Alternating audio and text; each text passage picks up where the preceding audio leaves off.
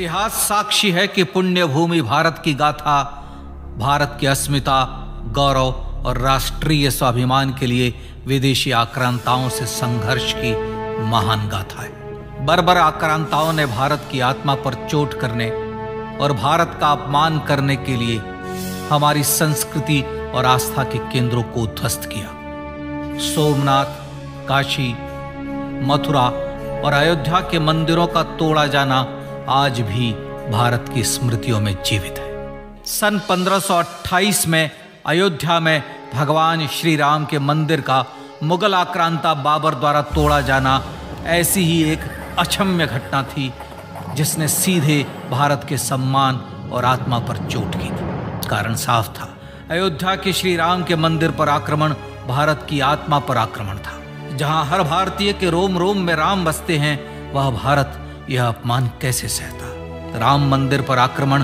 भारत को आहत कर गया था। विदेशी हमलावर अपनी बर्बरता दिखाते गए और भारत अपने आत्मगौरव को फिर से पाने के लिए संघर्ष करता रहा। भारत रामलला के जन्म स्थान पर बाबर के नाम पर बने एक ढांचे को देखता और उसे हटाने का संकल्प लेकर शक्ति संजोया करता। हिंदू समाज आत्मसम्मान के रण में डटा रहा और लगातार हमलावरों द्वारा बनाए गए बाबरी ढांचे को हटाने के लिए लड़ता रहा। सरयू कई बार रक्त से लाल हुई। कभी स्थानीय शासकों ने तो कभी साधु संतों और राम भक्तों ने राम जन्मभूमि की मुक्ति के लिए अपने प्राणों की आहुति दी। 15 अगस्त 1947 को देश की आजादी के साथ सैकड़ों सालों से चले आ रहे इस संघर्ष में नई ऊर्जा और एक नया मोड़ आया। अचानक 23 दिसंबर 1949 को बाबरी ढांचे में श्री राम लला प्रकट हुए। हजारों राम भक्त दर्शन के लिए उमड़ पड़े। तत्कालीन प्रधानमंत्री पंडित जवाहरलाल नेहरू ने उत्तर प्रदेश सरकार को श्री राम लला को विवादित ढांचे से हटाने का आदेश दिया।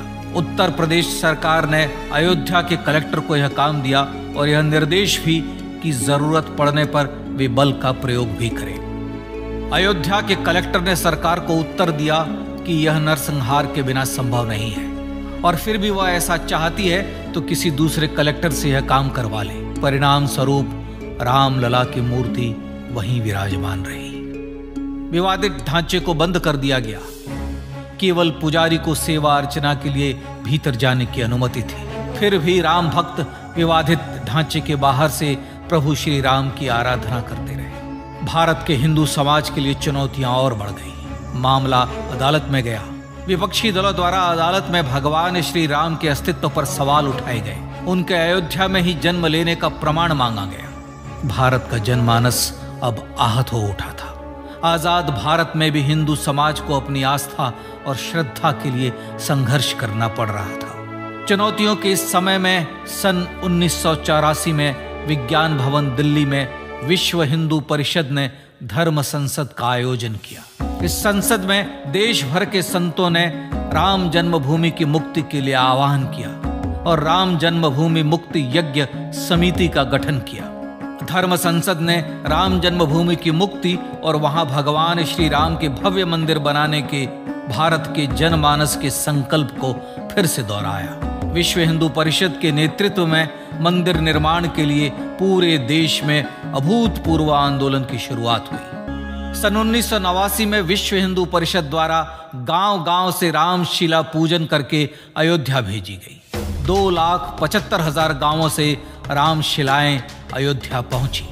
भव्य राम मंदिर के शिलान्यास का निर्णय हुआ।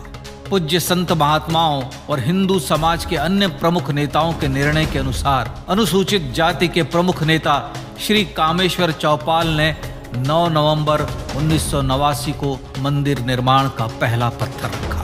राम जन्मभूमि पर मंदिर निर्माण के लक्ष्य की पूर्ति के लिए सन 1990 में सोमनाथ से अयोध्या के लिए श्री लाल कृष्ण आडवाणी ने रथ यात्रा की शुरुआत की। देश में जन भावनाओं का ज्वार उमड़ने लगा। श्री लाल कृष्ण आडवाणी के रथ यात्रा के साथ साथ मंदिर के लिए जन समर्थन बढ़ने लगा और छद्म सेकुलरवाद बेनकाब होने लगा। इस जन आंदोलन को रोकने की तमाम कोशिशें हुई पर सब व्यर्थ हुई। विश्व हिंदू परिषद ने देशवासियों से अयोध्या में जन्मभूमि पर मंदिर निर्माण के लिए 30 अक्टूबर और 1 नवंबर 1990 को कार सेवा का आह्वान किया। परिणाम स्वरूप लाखों राम भक्त कार सेवा के लिए देश के कोने कोने से अयोध्या आए। इससे देश की एकात्मता का विराट दर्शन हुआ। कार सेवकों को रोकने के लिए उत्तर प्रदेश के तत्कालीन मुख्यमंत्री श्री मुलायम सिंह यादव ने अयोध्या में परिंदे को भी पर न मारने देने की घोषणा की। स्थितियां गंभीर हो गई। अयोध्या से 200 किलोमीटर दूर रेलगाड़ियां रोक दी गई। अयोध्या युद्ध भूमि बना दी गई। मार्ग बंद, रेल बंद, चप्पे चप्पे पर पुलिस। अयोध्या सैनिक छावनी में बदल गई। राम के गीत गाते, होठों पर हंसी और पांव में छाले लिए राम काज के लिए राम भक्त देश विदेश से अयोध्या पहुंच ही गए।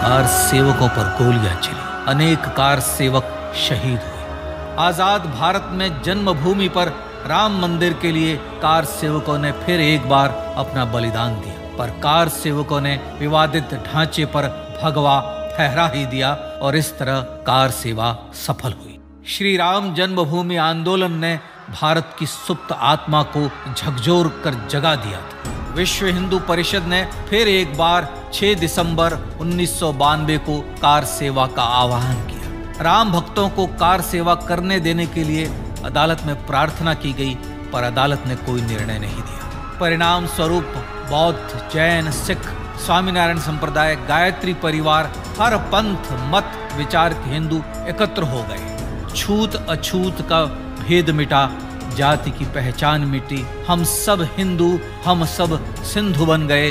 राम सिंधु में ज्वार उठा और देखते ही देखते 6 दिसंबर 1992 को श्री राम जन्मभूमि से बाबरी ढांचा सदा के लिए हट गया।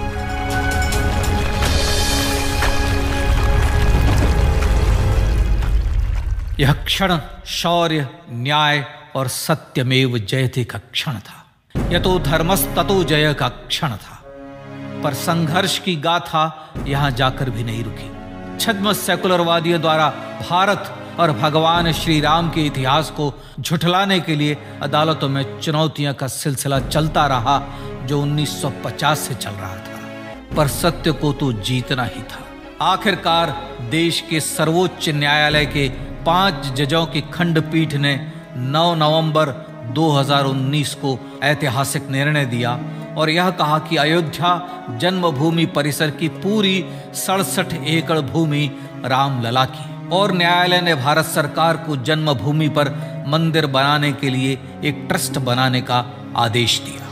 सर्वोच्च न्यायालय के आदेश के अनुसार भारत सरकार ने 5 फरवरी 2020 को श्री राम जन्मभूमि तीर्थ क्षेत्र नाम के ट्रस्ट का गठन किया और राम जन्मभूमि न्यास की भूमि जो सरकार द्वारा अधिग्रहित की गई थी, उसे ही नवनिर्मित न्यास को वापस दे दिया गया।